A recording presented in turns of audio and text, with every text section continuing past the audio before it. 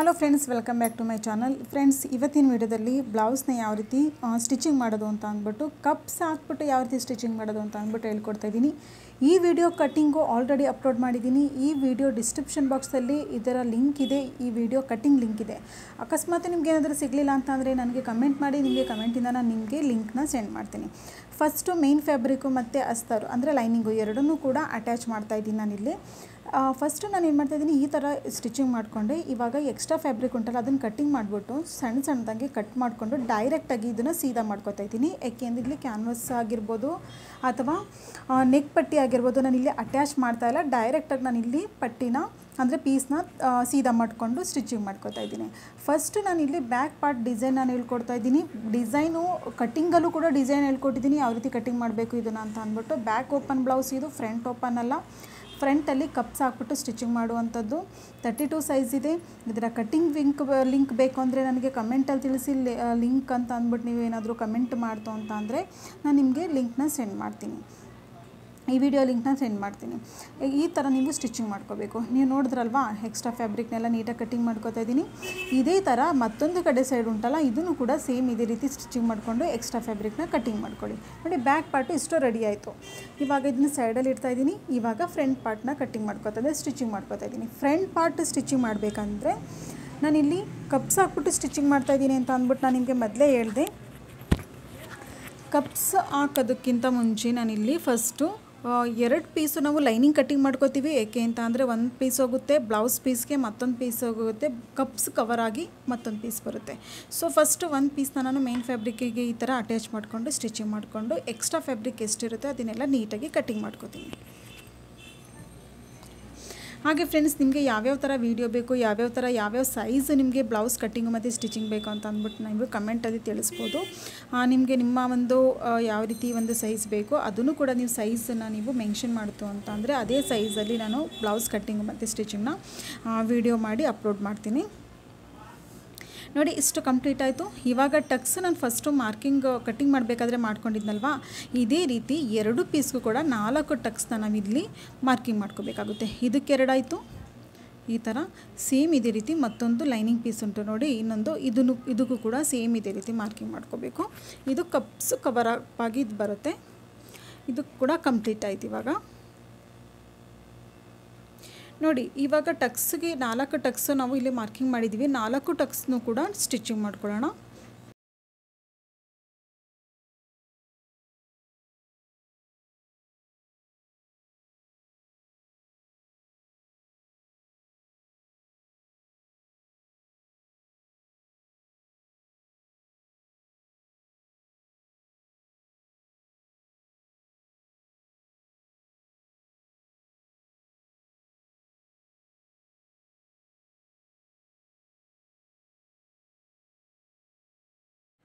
Next ಇವಾಗ main fabric ಮತ್ತು ಅಸ್ತರು ಉಂಟಲ್ಲ, ಅದು 2 ಕರೆಕ್ಟಾಗಿದೆಯಾ ಅಂತ ನೋಡ್ಕೊಳ್ಳಿ. ಟಕ್ಸ್ ಪಾಯಿಂಟು ನೀವು ಕೊಟ್ಟಿರುವಂಥದ್ದು ಸ್ಟಿಚಿಂಗ್ ಮಾಡಿರುವಂಥದ್ದು ಚಿಕ್ಕದು ದೊಡ್ಡದು ಆಗಬಾರ್ದು, ನೀಟಾಗಿ ಬರಬೇಕು.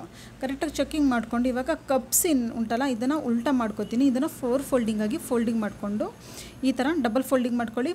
ಈ ಥರ ನೋಡಿ, 4 ಫೋಲ್ಡಿಂಗ್ ಆಗು ಮಾಡ್ಕೋಬೋದು. ಇಲ್ಲ ಅಂತ ಅಂದರೆ ಫಸ್ಟ್ ಈ ಥರ ಫೋಲ್ಡಿಂಗ್ ಮಾಡಿಕೊಂಡು ಮತ್ತೊಂದು ಸರಿ ಈ ಥರ ಫೋಲ್ಡಿಂಗ್ ಮಾಡ್ಕೋಬೋದು. ಇದು ಕಪ್ಸ್ ಒಳಗ ಭಾಗದಲ್ಲಿ ನಾನು ಈ ಥರ ಮಾರ್ಕಿಂಗ್ ಮಾಡಿಕೊಂಡೆ. ಇವಾಗ ಈ ಪಾಯಿಂಟು ಮತ್ತು ಈ ಪಾಯಿಂಟು ಎರಡನ್ನೂ ಕೂಡ ಬೇಕಂದರೆ ನೀವು ಅಟ್ಯಾಚ್ ಪಿನ್ನಿಂದ ಅಟ್ಯಾಚ್ ಮಾಡ್ಕೊಂಡು ಸ್ಟಿಚಿಂಗ್ ಮಾಡ್ಕೋಬೋದು. ನಾನು ಇಲ್ಲಿ ಡೈರೆಕ್ಟಾಗಿ ನಾನು ಸ್ಟಿಚಿಂಗ್ ಮಾಡ್ತಾಯಿದ್ದೀನಿ.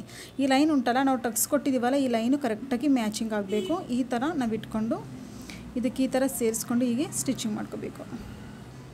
ನೋಡಿ, ನಾನೊಂದು ಸ್ವಲ್ಪ ನಿಮಗೆ ಜೂಮ್ ಮಾಡಿಬಿಟ್ಟು ತೋರಿಸ್ತೀನಿ ಯಾವ ರೀತಿ ಅಂತ ಅಂದ್ಬಿಟ್ಟು. ನೋಡಿ, ಕಂಪ್ಲೀಟ್ ಆಯಿತು. ನೋಡಿ, ಈ ಥರ ಬರುತ್ತೆ. ಒಂದು ಹೊಲಿಗೆ ಹಾಕೊಂಡ್ರೆ ಸಾಕು, ಜಾಸ್ತಿ ಏನು ಬೇಕಾಗಿಲ್ಲ. ಇಷ್ಟು ಕಂಪ್ಲೀಟ್ ಆಯಿತು. ಇವಾಗ ಸೇಮ್ ಅದೇ ರೀತಿ ಮತ್ತೊಂದು ಕಪ್ಸ್ಗೂ ಕೂಡ ಕಪ್ಸ್ನ ಉಲ್ಟಾ ಮಾಡ್ಕೋಬೇಕು. ಒಳಭಾಗದಲ್ಲಿ ನಾವು ಇದನ್ನು ಮಾರ್ಕಿಂಗ್ ಮಾಡ್ಕೋಬೇಕು. ಕರೆಕ್ಟಾಗಿ ನಾವು ಟಕ್ಸ್ ಪಾಯಿಂಟ್ ಉಂಟಲ್ಲ, ಕಪ್ಸಲ್ಲೂ ಕೂಡ ಕರೆಕ್ಟಾಗಿ ಸೆಂಟರಲ್ಲಿ ಟಕ್ಸ್ ಪಾಯಿಂಟ್ನ ಮಾರ್ಕಿಂಗ್ ಮಾಡಿಕೊಂಡು ಈ ಪಾಯಿಂಟು ಮತ್ತು ಈ ಪಾಯಿಂಟು ಎರಡನ್ನೂ ಕೂಡ ಸೇರಿಸಿ ನಾವಿಲ್ಲಿ ಹೊಲಿಗೆ ಹಾಕೋಬೇಕು. ಹೊಲಿಗೆ ಎಲ್ಲಿಗೆ ಬರಬೇಕು ಅಂತಂದರೆ ನಾವು ಟಕ್ಸನ್ನು ಹೊಲಿಗೆ ಹಾಕಿದ್ದೀವಲ್ಲ, ಅದ್ರ ಮೇಲ್ಗಡೆನೇ ಹೊಲಿಗೆ ಬರಬೇಕು, ನೆನಪಿರಲಿ. ಯಾಕಂದರೆ ಹೊಲಿಗೆ ನಾವು ಹಾಕಿರುವಂಥ ಸ್ಟಿಚಿಂಗು ಒಳಗಡೆ ಸೈಡ್ ಹೋಗುತ್ತೆ, ಇಂಟರ್ಲಾಕ್ ಆಗುತ್ತೆ. ಮೇಲ್ಗಡೆ ಕಾಣಿಸೋದು ಇಲ್ಲ ನಾವೆಲ್ಲಿ ಹೊಲಿಗೆ ಹಾಕಿದ್ದೀವಿ ಅಂತ ಅಂದ್ಬಿಟ್ಟು ಈ ಥರ ನೀವು ಹೊಲಿಗೆ ಹಾಕೋಬೇಕಾಗುತ್ತೆ. ಅದಾದಮೇಲೆ ಇಲ್ಲಿ ಟಕ್ಸ್ ಕೊಟ್ಟಿದ್ದೀರಲ್ಲ ಅದನ್ನು ಪೀಸ್ ಉಂಟಲ್ಲ, ಸಣ್ಣ ಪೀಸ್ ಅದನ್ನು ಮೇಲ್ಗಡೆ ಕಾದಂಗೆ ಫೋಲ್ಡಿಂಗ್ ಮಾಡಿಬಿಟ್ಟು ಈಗ ಕೆಳಗಡೆ ಭಾಗದಲ್ಲಿ ಈ ಥರ ಸ್ಟಿಚಿಂಗ್ ಮಾಡ್ಕೊತಾ ಇದ್ದೀನಿ. ನೋಡಿ ಆಲ್ರೆಡಿ 3 ಲೇಯರ್ ಆಗೋಗುತ್ತೆ. ಒಂದು blouse piece, 2 lining piece, 3 layer ಆಗೋಗುತ್ತೆ. ಇಲ್ಲಿ ನೆಕ್ ಪಟ್ಟಿ ಕೊಡೋವಂಥ ಅವಶ್ಯಕತೆ ಏನಿರಲ್ಲ. ಡೈರೆಕ್ಟಾಗಿ ನೀವು ಇದನ್ನು ಈ ಥರ ಉಲ್ಟಾ ಇಟ್ಟು ಪೀಸ್ನ ಸ್ಟಿಚಿಂಗ್ ಮಾಡಿಕೊಂಡು ಸೀದಾ ಮಾಡ್ಕೋಬೋದು. ನಾನು ಯಾವ ರೀತಿ ವೀಡಿಯೋದಲ್ಲಿ ಮಾಡ್ತಾಯಿದ್ದೀನಿ ಸೇಮ್ ಅದೇ ರೀತಿ ನೀವು ಮಾಡಿಕೊಂಡು ಕರೆಕ್ಟಾಗಿ ಬರುತ್ತೆ. ಸಣ್ಣ ಸಣ್ಣದಾಗಿ ಇಲ್ಲಿ ಕಟ್ಕೊಡೋದನ್ನು ಮರೆಯೋಕ್ಕೆ ಹೋಗಬೇಡಿ. ಆವಾಗ ಮಾತ್ರ ನೆಕ್ ಫಿನಿಶಿಂಗು ಚೆನ್ನಾಗಿ ಬರುತ್ತೆ, ಇಲ್ಲ ಅಂತ ಅಂದರೆ ಚೆನ್ನಾಗಿ ಬರೋಲ್ಲ, ನೆನ್ಪಿಟ್ಕೊಳ್ಳಿ. ಇವಾಗ ಇದನ್ನು ಡೈರೆಕ್ಟಾಗಿ ನಾನು ಸೀದಾ ಮಾಡ್ಕೋತಾ ಇದ್ದೀನಿ. ಬೇಕಂದರೆ ಸೀದಾ ಮಾಡ್ಕೊಂಡಾದ್ಮೇಲೆ ನೀವು ಪ್ರೆಸ್ ಮಾಡ್ಕೋಬೋದು. ಬಿಗಿನರ್ಸ್ ಆದರೆ ಯಾಕಂದರೆ ಫಿನಿಶಿಂಗು ಇನ್ನೂ ಚೆನ್ನಾಗಿ ಬರುತ್ತೆ, ಅದಕ್ಕೋಸ್ಕರ ಅಷ್ಟೇ. ನಾನು ಇಲ್ಲಿ ಯಾವುದೇ ರೀತಿ ಪ್ರೆಸ್ ಮಾಡ್ಕೊಂಡಿಲ್ಲ. ನಾನು ಲಾಸ್ಟಲ್ಲಿ ಬ್ಲೌಸ್ ಎಲ್ಲ ಫಿನಿಶಿಂಗ್ ಆದಮೇಲೆ ಲಾಸ್ಟಲ್ಲಿ ಮಾಡ್ತೀನಿ, ಅದಕ್ಕೋಸ್ಕರ. ಮತ್ತು ಇಲ್ಲಿ ತುದಿಲಿ ಇವಾಗ 4 ಕಡೆ ಸೈಡು ನೀಟಾಗಿ ಸ್ಟಿಚಿಂಗ್ ಮಾಡ್ಕೊಳ್ಳಿ. ಈ ವಿಡಿಯೋದಲ್ಲಿ ನಾನು ಯಾವ ರೀತಿ ಮಾಡ್ತಾಯಿದ್ದೀನಿ ಸೇಮ್ ಅದೇ ರೀತಿ.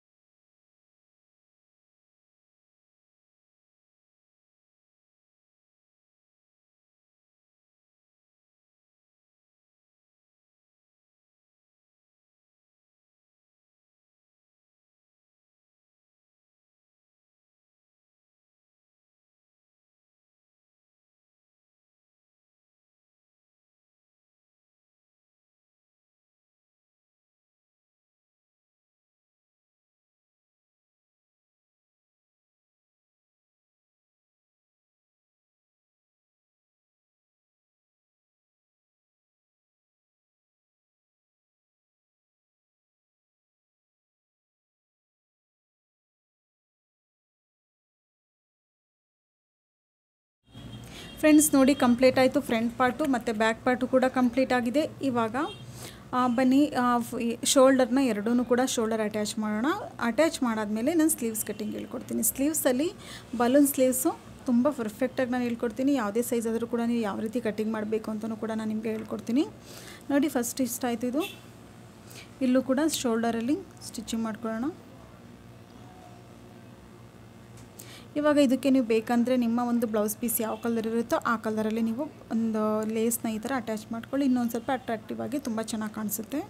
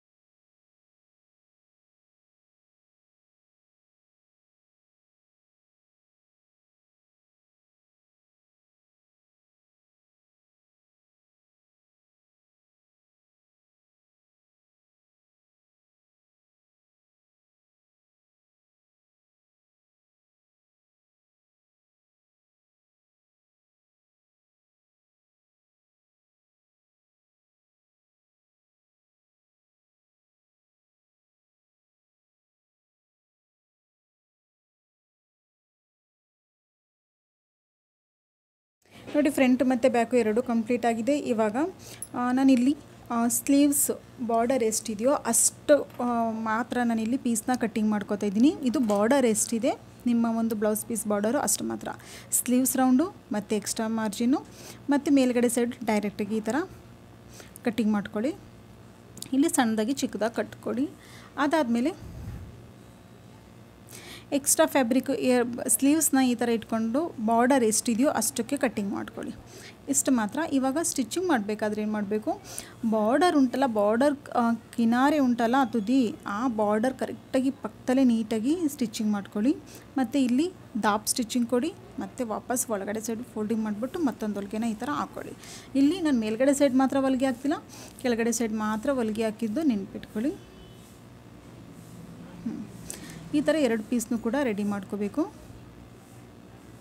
ಇಲ್ಲಿ ಚಿಕ್ಕದಾಗಿ ಮಧ್ಯದಲ್ಲೂ ಕೂಡ ಕೊಡಬೇಕು. ಇದನ್ನು ಕೂಡ ಸೇಮ್ ಇದೇ ರೀತಿ ಹೊಲಿಗೆ ಹಾಕೋಬೇಕು.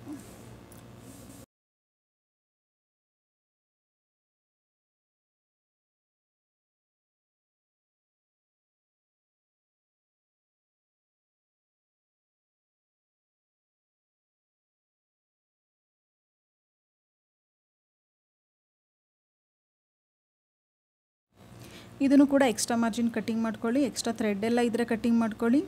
ಕಂಪ್ಲೀಟ್ ಆಯ್ತು. ಇವಾಗ ನೋಡಿ 2 ಪೀಸು ಕಂಪ್ಲೀಟ್ ಆಯಿತು. ಇದನ್ನು ಇವಾಗ ಸ್ಲೀವ್ಸ್ ಯಾವ ರೀತಿ ಹೊಲಿಬೇಕು ನೋಡಿ. ಈ ಥರ ಸೀದಾ ಮಾಡ್ಕೋಬೇಕು. ಇದನ್ನು ಉಲ್ಟಾ ಇಲ್ಲ, ಸೀದಾ ಇಟ್ಕೊಂಡಿದ್ದೀನಿ. ಫಸ್ಟು ನಾನಿಲ್ಲಿ ನೋಡಿ ಈ ಥರ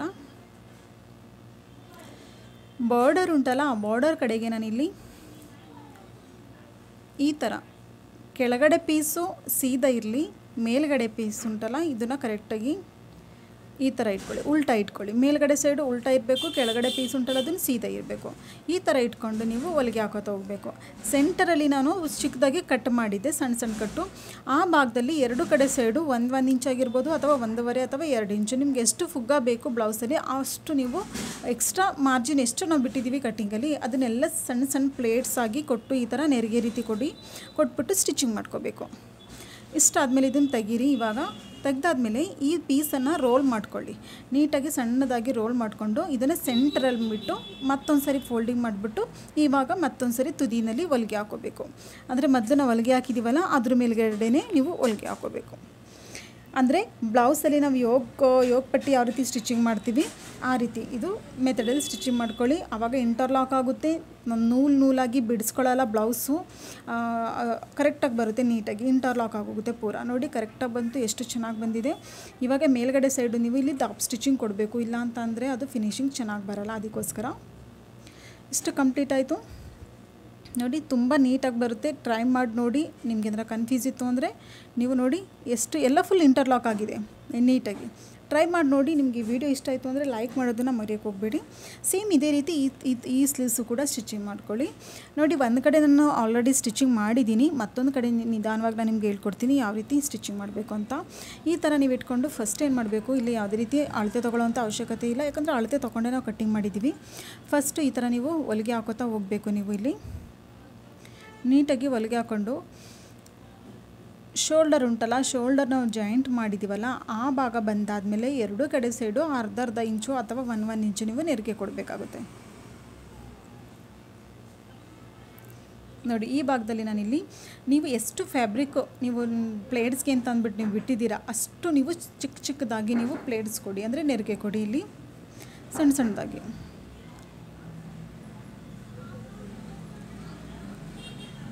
ಈ ಥರ ನೆರಿಗೆ ಕೊಟ್ಬಿಟ್ಟು ಫುಲ್ಲು ಕವರಪ್ ಆಗಿ ನೀವು ಸ್ಲೀವ್ಸ್ನ ಸ್ಟಿಚಿಂಗ್ ಮಾಡ್ಕೋಬೇಕು. ಈ ಥರ ಸ್ಟಿಚಿಂಗ್ ಮಾಡ್ಕೊಳ್ಳಿ. ಇಲ್ಲೇ ಡಬಲ್ ಹೊಲಿಗೆನ ಕೂಡ ಹಾಕೋಬೇಕು. ನೋಡಿ ಕಂಪ್ಲೀಟ್ ಆಯಿತು. ಕರೆಕ್ಟಾಗಿದೆಯಾ ಅಂತ ಅಂದ್ಬಿಟ್ಟು ನೀವು ಚೆಕ್ ಮಾಡ್ಕೋಬೇಕು. ಚೆಕ್ ಮಾಡಿಕೊಂಡು ಮತ್ತೊಂದು ಹೊಲಿಗೆನ ನೀವು ಹಾಕೋಬೇಕಾಗುತ್ತೆ. ಇಲ್ಲಿ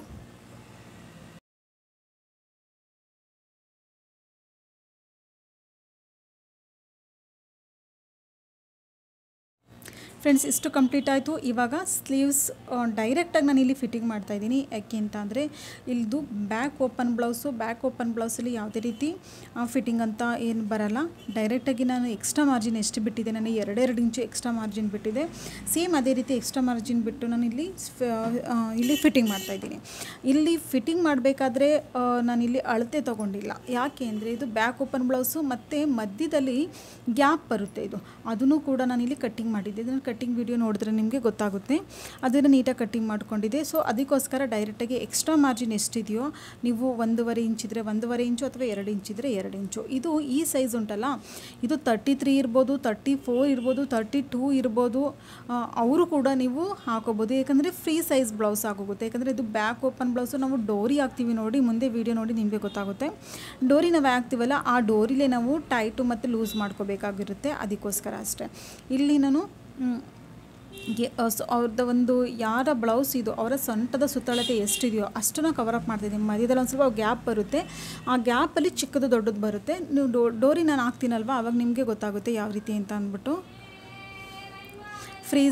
ಫ್ರೀ ಸೈಜ್ ಬ್ಲೌಸು ಅಂತಲೇ ಅನ್ಕೋಬೋದು ನೀವು. ಏಕೆಂದರೆ ಇದು ಓನ್ಲಿ 32 ಅಂತಲ್ಲ, 34 ಆಗಿರ್ಬೋದು, 32 ಆಗಿರ್ಬೋದು, 35 ಆಗಿರ್ಬೋದು, ಅವರು ಕೂಡ ಹಾಕೋಬೋದು. 36 ಸೈಜು ಕೂಡ ಹಾಕೋಬೋದು. ಯಾಕೆ ಅಂತ ಅಂದರೆ ಇದು ಕಪ್ಸು ನಾನಿಲ್ಲಿ 32 ಸೈಜ್ ಆಗಿದ್ದೀನಿ. 34 35 ತನಕನೂ ಹಾಕೋಬೋದು, ನೋ ಪ್ರಾಬ್ಲಮ್. ನೋಡಿ ಇಲ್ಲಿ ನಾನು ಡೋರಿ ಅಟ್ಯಾಚ್ ಮಾಡ್ತೀನಿ. ನಾನಿಲ್ಲಿ ಬ್ಯಾಕ್ ಉಂಟಲ್ಲ ಇಷ್ಟು ಓಪನ್ ಬರುತ್ತೆ ಬ್ಲೌಸ್. ಇಲ್ಲಿ ಈ ಭಾಗದಲ್ಲಿ ನಾನಿಲ್ಲಿ ಡೋರಿ ಅಟ್ಯಾಚ್ ಮಾಡ್ತಿಲ್ವ, ಡೋರಿಯಿಂದಲೇ ನಾವು ಲೂಸ್ ಬೇಕಂದರೆ ಲೂಸು, ಟೈಟ್ ಬೇಕು ಅಂದರೆ ಟೈಟು ನಾವು ಫಿಟ್ಟಿಂಗಲ್ಲಿ ಇದನ್ನು ಯೂಸ್ ಮಾಡಿಕೊಂಡು ನಾವು ವೇರ್ ಮಾಡ್ಬೋದು. ಸೊ ಅದರಿಂದ ಇದಕ್ಕೆ ಯಾವುದೇ ರೀತಿ ಫಿಟ್ಟಿಂಗು ಪ್ರಾಬ್ಲಮ್ ಬರಲ್ಲ. ಫ್ರೆಂಡ್ಸ್, ನಿಮಗೆ ಈ ವಿಡಿಯೋ ಇಷ್ಟ ಆಗಿದೆ ಅಂದ್ಕೋತೀನಿ. ಇದರಲ್ಲಿ ಏನಾದರೂ ಡೌಟ್ ಇದ್ದರೆ ನೀವು ಕಮೆಂಟಲ್ಲಿ ತಿಳಿಸಿ. ಈ ವಿಡಿಯೋ ಲಿಂಕ್ ಬೇಕು ಅಂದರೆ ನನಗೆ ಕಮೆಂಟ್ ಮಾಡಿ, ನಾನು ನಿಮಗೆ ಕಮೆಂಟಲ್ಲಿ ಲಿಂಕ್ನ ಸೆಂಡ್ ಮಾಡ್ತೀನಿ. ಹಾಗೆ ನಿಮಗೆ ಇದರಲ್ಲಿ ಏನಾದರೂ ಡೌಟ್ ಇತ್ತು ಅಂತಂದರೆ ನನಗೆ ಕಮೆಂಟಲ್ಲಿ ತಿಳಿಸಿ. ವಿಡಿಯೋ ಇಷ್ಟ ಆಯಿತು ಅಂದರೆ ವಿಡಿಯೋಗೆ ಲೈಕ್ ಮಾಡೋದನ್ನು ಮರೆಯೋಕ್ಕೆ ಹೋಗಬೇಡಿ.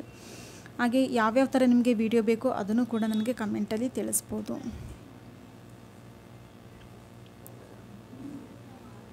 ಓಕೆ ಫ್ರೆಂಡ್ಸ್, ಲಾಸ್ಟ್ ತನಕ ವೀಡಿಯೋ ನೋಡೋದಕ್ಕೆ ಥ್ಯಾಂಕ್ ಯು ಸೋ ಮಚ್. ಇದ್ರ ಲಟ್ಕನ್ ಇನ್ನೂ ನಾನು ಇಲ್ಲಿ ಸ್ಟಿಚಿಂಗ್ ಮಾಡಿಲ್ಲ. ಲಟ್ಕನ್ ನಾನು ಲಾಸ್ಟಲ್ಲಿ ಸ್ಟಿಚಿಂಗ್ ಮಾಡ್ತೀನಿ. ಫ್ರೆಂಡ್ಸ್, ವಿಡಿಯೋ ಇಷ್ಟ ಆಗಿದ್ದಕ್ಕೆ ಥ್ಯಾಂಕ್ ಯು ಸೋ ಮಚ್. ಅವರು ವಿಡಿಯೋನ ಲಾಸ್ಟ್ ತನಕ ನೋಡಿದರೆ ಥ್ಯಾಂಕ್ ಯು ಸೋ ಮಚ್.